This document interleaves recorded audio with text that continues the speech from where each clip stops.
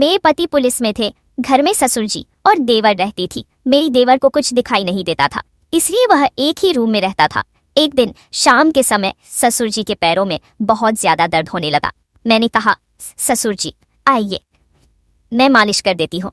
नहीं बहू, मैं बिल्कुल अपने पैरों की मालिश कर देती हूँ।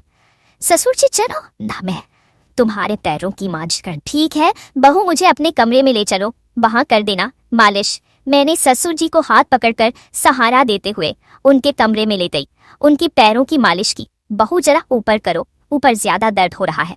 ससुर जी कहा, बहू थोड़ा सा ऊपर। हाँ ससुर जी, मैं सब कर दूंगी, आप टेंशन मत लो। मालिश करने के बाद मैं अपने रूम में जा रही थी, तभी ससुर कहने लगे, बहू तुम यहीं पर सो जाओ, मेरी देखभाल कौन करेगा। ठीक है ससुर जी, आज मैं यहीं पर सो जाती हूँ। ससुर जी, आज मैं यहीं पर सो जाती हूँ। ससुर जी को मैं अच्छा समझकर सो गई, लेकिन मैं जब सुबह उठी तो मेरे बाल उलझे थे। मेरे ओठ पर ऐसा लग रहा था जैसे किसी ने रसमलाई समझकर इस स्वाद लिया हो। मैंने मेरे ससुर को देखा तो वह गहरी नींद में सोए थे। मैं उनके पास गई और कहा, ससुर जी देखो ना मेरी तरफ, मैं इतनी बदल कैसे गई हूँ। यहाँ कोई आया था क्या? दरवाजा तो अंदर से बंद था। बहू यह तुम्हारा भ्रम है, लेकिन मेरे निचले हिस्से में भी बहुत दर्द हो रहा था, जैसे बहुत बड़ा था। ससुर जी बात मेरी ऐ नहीं है, मेरे निचले खजाने के मजे किसी ने लिए ऐसा लग रहा है। लेकिन मैंने ससुर को बिना बताए एक सीसीटीवी लगा कर रखा था।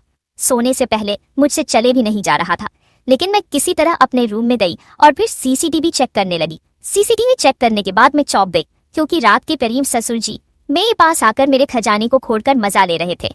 यह सब देखकर मुझसे रहा नहीं गया। मैं ससुर जी के पास गई।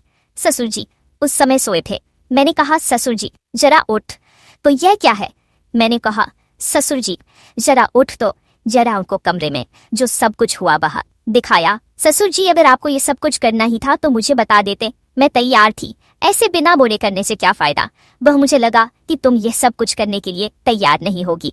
तुमको तो पता है कि तेरी देवर देख नहीं सकती है, तुम उनके साथ ऐसा करना ठीक नहीं है। मैं जानती हूँ। ससुर जी आपका क्या हाल है? चलो कोई बात नहीं, लेकिन आज रात हम खुलकर मौज करेंगे। जब शाम हुई तो ससुर मेरे कमरे में बिना बुलाए आ जाते हैं।